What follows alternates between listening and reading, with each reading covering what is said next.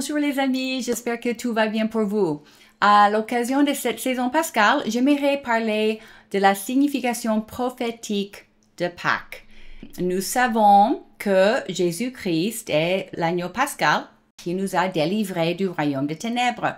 Dans cette vidéo, nous verrons comment Pessah prédit les événements à venir, y compris la tribulation et le retour du Christ. Pessah ou Pâques est un événement riche en symbolisme. Tous les chrétiens comprennent que l'agneau pascal représente Jésus. Mais ce que beaucoup ignorent, c'est que Pessah prédit également les événements de la fin de l'âge. Un autre exode est encore à venir.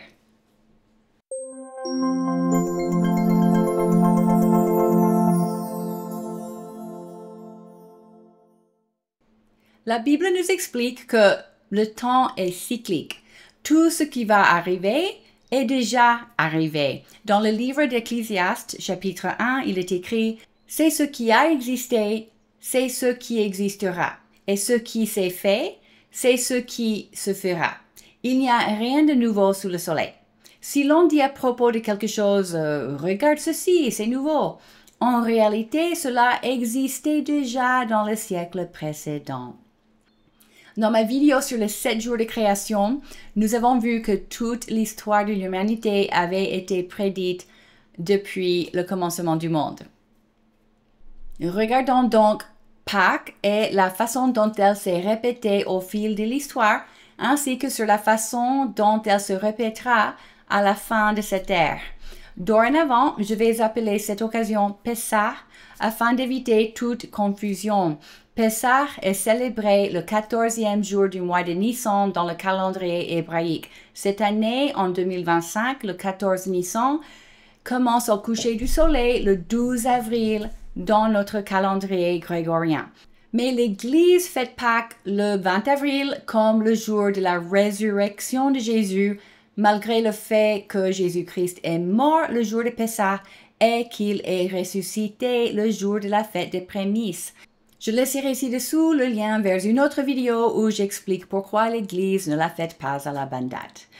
Dans l'Ancien Testament, nous lisons que les Hébreux étaient esclaves en Égypte sans aucun espoir d'en sortir. Puis dans Exode chapitre 3, Dieu dit qu'il est descendu pour les délivrer de la domination des Égyptiens et pour les faire monter jusqu'à la terre promise.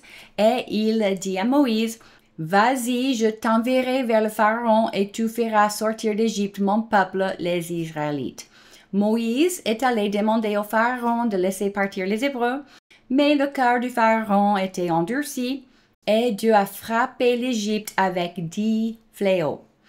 Les fléaux n'ont pas frappé les Hébreux qui vivaient dans la région de Goshen. Chaque fléau a démontré la supériorité de Yahweh sur les divinités égyptiennes. Par exemple, de nombreuses déités étaient associées au Nil, le fleuve d'Égypte, mais l'Éternel a changé le Nil en sang. Quant à la déesse de la fertilité, elle était représentée par une grenouille nommée Eket. Il était interdit de tuer une grenouille en Égypte. Mais Yahweh a transformé la grenouille en quelque chose de répugnant avec le fléau des grenouilles.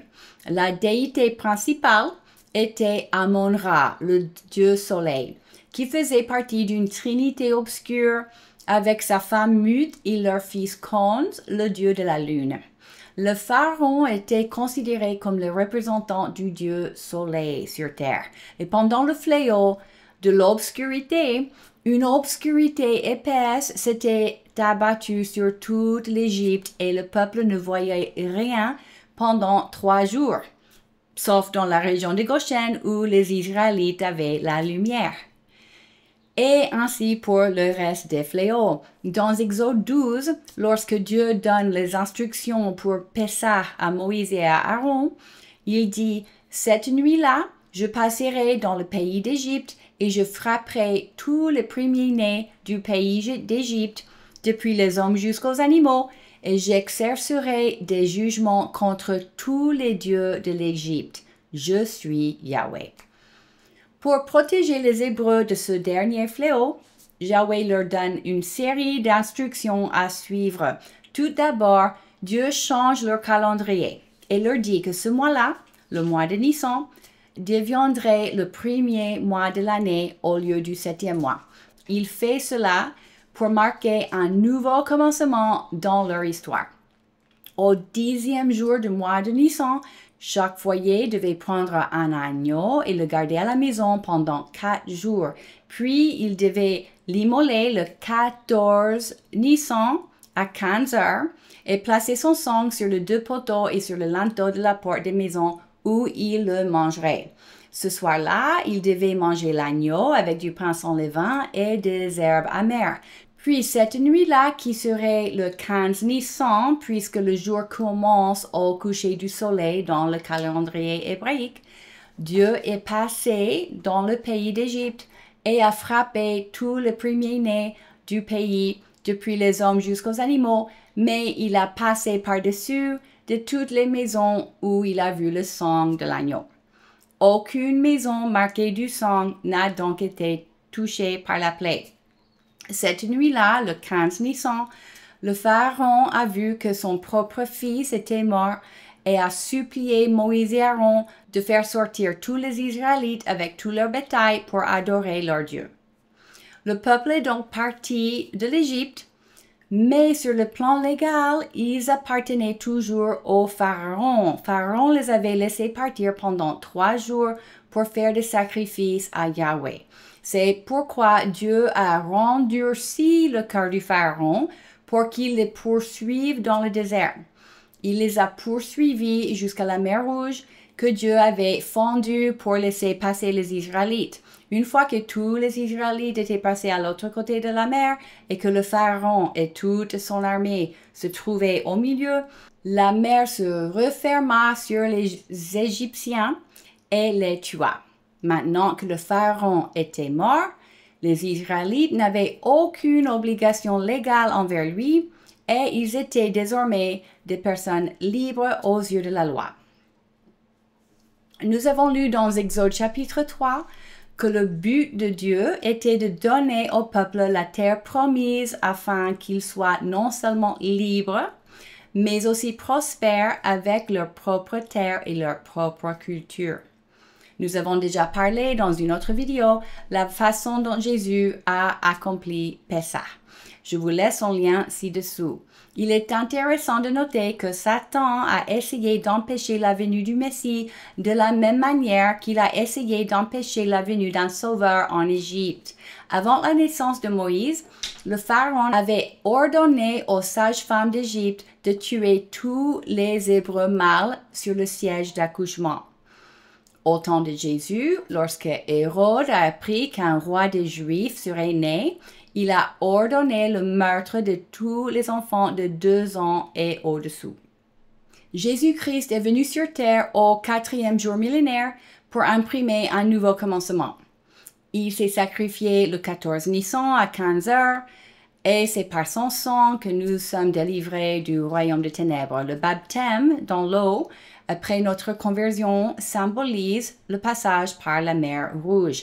Il représente notre abandon de notre ancienne vie et notre entrée dans une nouvelle vie en Jésus-Christ. Il symbolise notre seconde naissance.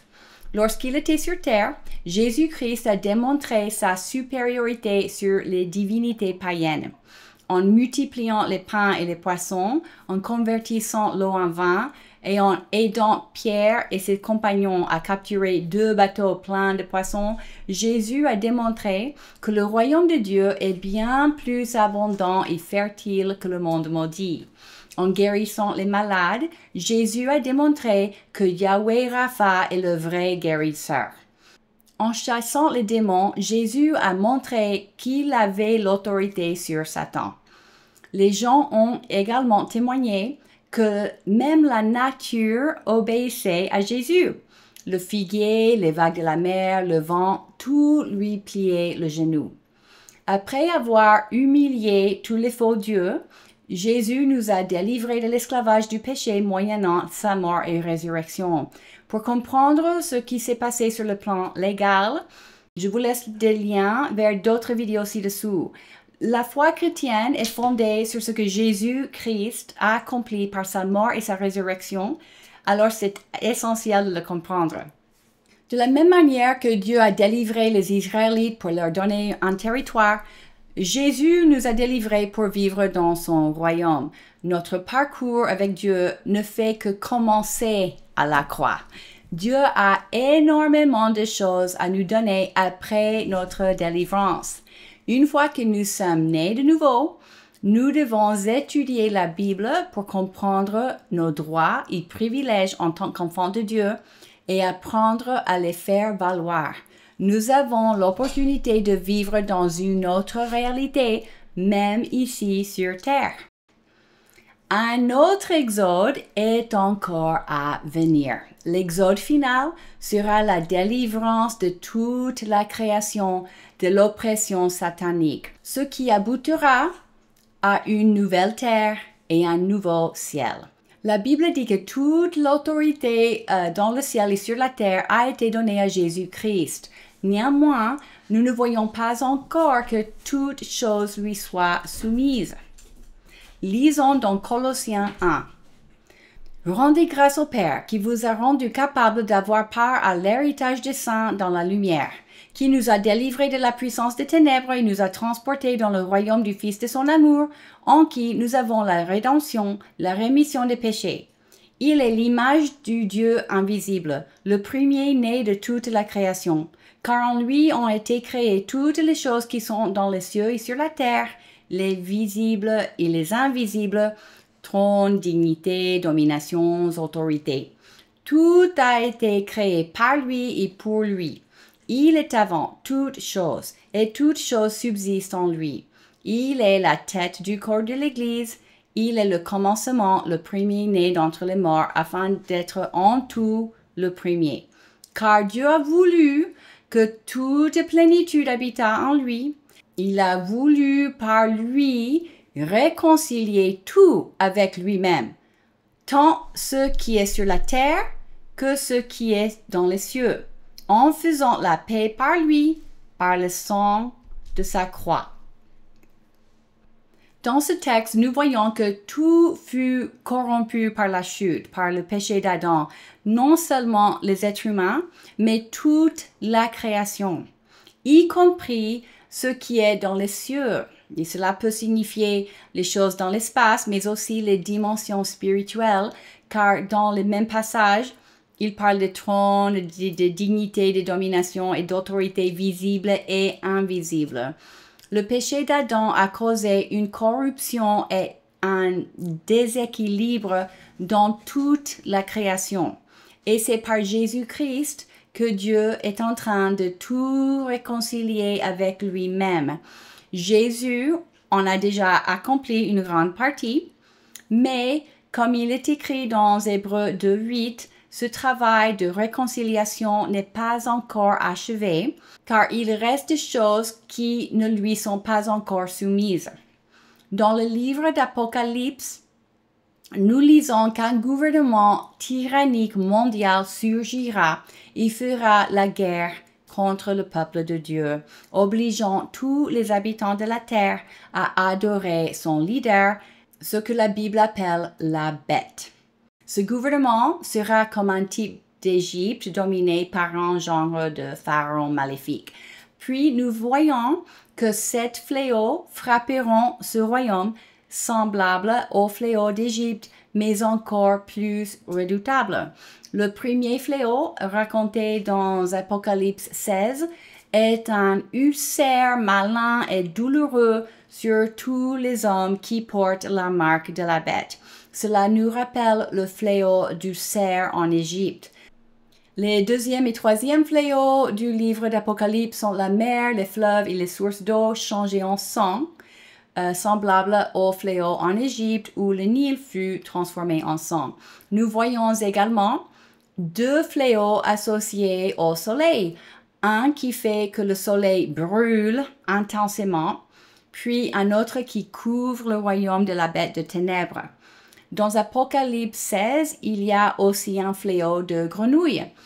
Dans ce cas, les grenouilles sont des esprits maléfiques qui sortent de la bouche de la bête, de la bouche du faux prophète et de la bouche du dragon. Et ces esprits vont vers les gouvernements de toute la terre pour les rassembler pour le combat du grand jour du Dieu Tout-Puissant.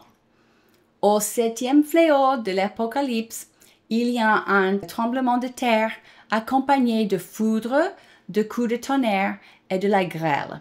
Ce fléau a été préfiguré dans Exode 9, où il y avait le fléau de la grêle accompagné de foudre et de coups de tonnerre.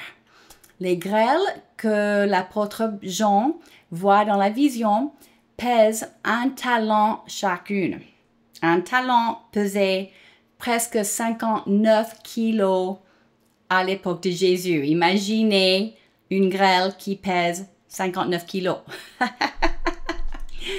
La Bible dit que malgré tous ces fléaux pendant la tribulation, le cœur des adorateurs de la bête restera endurci comme le cœur du Pharaon dans le livre d'Exode. De la même manière que le Pharaon a poursuivi les Israélites avec son armée pour leur faire la guerre, la bête rassemblera les armées de la terre pour combattre Jésus le jour de son retour. Et de la même manière que le Pharaon est mort en poursuivant les Hébreux, Jésus tuera la bête et le faux prophète le jour de son retour. Dans Apocalypse 17, il est écrit que 10 rois donneront leur pouvoir à la bête et qu'ils combattront contre l'agneau et l'agneau les vaincra parce qu'il est le Seigneur des seigneurs et le roi des rois. Ceux qui ont été appelés, choisis et fidèles et sont avec lui, les vaincront aussi. Lisons plus de détails de cette grande bataille dans les chapitres 19 et 20 de l'Apocalypse. Ensuite, je vis le ciel ouvert, et voici qu'un cheval blanc apparut. Celui qui le montait s'appelle Fidèle et Véritable. Il juge et combat avec justice. Ses yeux étaient comme une flamme de feu, et il y avait de nombreuses couronnes sur sa tête. Il portait un nom écrit que personne d'autre que lui ne connaît. Il était habillé d'un vêtement trempé de sang. Son nom est la parole de Dieu. Les armées célestes le suivaient, montés sur des chevaux blancs et habillés d'un fin lin blanc et pur. De sa bouche sortait une épée aiguë à 2 tranchants pour frapper les nations. Il les dirigera avec un sceptre de fer et il écrasera lui-même le raisin dans la cuve à vin de l'ardente colère de Dieu Tout-Puissant. Il portait sur son vêtement et sur sa cuisse un nom écrit « Roi des rois et Seigneur des seigneurs ». Alors je vis la bête, les rois de la terre et leurs armées rassemblés pour faire la guerre à celui qui montait le cheval et à son armée. La bête fut capturée, ainsi que le prétendu prophète qui avait accompli devant elle des signes miraculeux pour égarer ceux qui avaient reçu la marque de la bête et adoré son image. Tous les deux furent jetés vivants dans l'étang ardent de feu et de soufre. Les autres furent tués par l'épée qui sortait de la bouche de celui qui montait le cheval, et tous les oiseaux se rassasièrent de leur chair. Puis je vis un ange descendre du ciel. Il tenait à la main la clé de l'abîme et une grande chaîne. Il s'empara du dragon, le serpent ancien, qui est le diable et Satan, l'enchaîna pour 1000 ans et le jeta dans l'abîme. Il ferma et scella l'entrée au-dessus de lui, afin qu'il n'égare plus les nations, jusqu'à ce que les 1000 ans soient passés. Après cela, il faut qu'il soit relâché pour un peu de temps. Ensuite, je vis des trônes et ceux qui s'y assirent reçurent le pouvoir de juger. Je vis aussi l'âme de ceux qui avaient été décapités à cause du témoignage de Jésus et à cause de la parole de Dieu, tous ceux qui n'avaient pas adoré la bête ni son image et qui n'avaient pas reçu sa marque sur le front ni sur la main. Ils revinrent à la vie et ils régnèrent avec Christ pendant 1000 ans. Les autres morts ne revinrent pas à la vie avant que les 1000 ans soient passés. C'est la première résurrection. Heureux et saints ceux qui ont part à la première résurrection. La seconde mort n'a pas de pouvoir sur eux, mais ils seront prêtres de Dieu et de Christ, et ils régneront avec lui pendant 1000 ans. Wow! C'est horrible pour la bête et ses adorateurs, mais c'est merveilleux pour les enfants de Dieu qui verront enfin les méchants recevoir leur juste sort. Jésus régnera sur toute la terre avec justice pendant 1000 ans, et nous régnerons avec lui. Mais la réconciliation totale n'aura pas encore été achevée, car il y aura encore des pécheurs sur terre. Il s'agit des nations boucs. La Bible dit que quand les 1000 ans seront passés, Satan sera relâché de sa prison et il sortira pour égarer les nations qui sont aux quatre coins de la terre, Gog et Magog, afin de les rassembler pour la guerre finale. Ils seront anéantis par le feu et Satan sera jeté dans les tongs ardents, là où sont déjà la bête et le faux prophète. Puis il viendra le jugement du trône blanc, où chaque personne de toute l'histoire sera jugée et leur sort éternel sera déterminé et définitivement. Lisons la suite dans Apocalypse chapitre 20. Puis la mort et le séjour des morts furent jetés dans les tongs de feu. Les tongs de feu, c'est la seconde mort. Tous ceux qui ne furent pas trouvés inscrits dans le livre de vie furent jetés dans les tongs de feu. Nous voyons ici que lorsqu'une personne non-croyante meurt, et par non-croyante, j'entends quelqu'un dont sa vie n'est pas en Jésus-Christ, elle va dans un endroit appelé le séjour des morts en attendant son jugement définitif. Ce n'est pas là qu'y vont les chrétiens lorsqu'ils meurent. Nous venons de lire dans Apocalypse 19 et 20 que les saints seront avec Jésus lorsqu'il viendra dans sa gloire, c'est-à-dire que nous serons avec lui au ciel. Et il dit que les corps physiques de tous les chrétiens qui sont morts pendant la tribulation reviendront à la vie pour régner avec les autres saints et Jésus pendant le règne millénaire. Et tous les chrétiens qui sont morts avant la tribulation seront revenus à la vie pendant l'enlèvement. C'est pour cela que ce passage dans Apocalypse 20 ne fait référence qu'aux chrétiens qui ont refusé la marque de la bête. Et le texte dit que les non-croyants ne reviendront pas à la vie du tout. Ils resteront dans le séjour des morts. Puis à la suite du jugement du trône blanc, le séjour des morts sera jeté dans les tongs de feu, une deuxième mort. La peur de la mort est l'une des plus grandes peurs qui existent. Et les enfants de Dieu ne craignent pas la mort car ils seront ressuscités et vivront éternellement. Mais pour les non-croyants, c'est terrible. Non seulement ils mourront et ne seront pas ressuscités, mais ils expérimenteront deux morts. La deuxième plus terrifiante que la première. Voilà l'importance de partager l'évangile avec tout le monde. Dieu ne veut pas que quiconque périsse. Et il a donné son Fils pour nous offrir une manière d'y échapper. Suite au grand jour du jugement, il y aura une nouvelle terre et un nouveau ciel. Et la restauration de toutes choses sera finalement complète. Le premier ciel et la première terre, corrompus par le péché, n'existeront plus. Cela marquera le commencement du 8e jour millénaire, préfiguré par la circoncision du 8e jour de la culture hébraïque. L'enlèvement de tout mal de la terre est une sorte de circoncision au sens figuré. À ce stade, tout sera réconcilié avec Dieu par le Christ. Si vous aimeriez en savoir plus sur les derniers jours, la tribulation, l'enlèvement, la Pâque, Pessah, ou la signification prophétique de 7 jours de création, je vous laisse les liens vers d'autres vidéos ci-dessous. Sur ce, je vous souhaite un Chag Pesach Sameach, joyeux fête de Pessah. Au plaisir de vous revoir dans ma prochaine vidéo.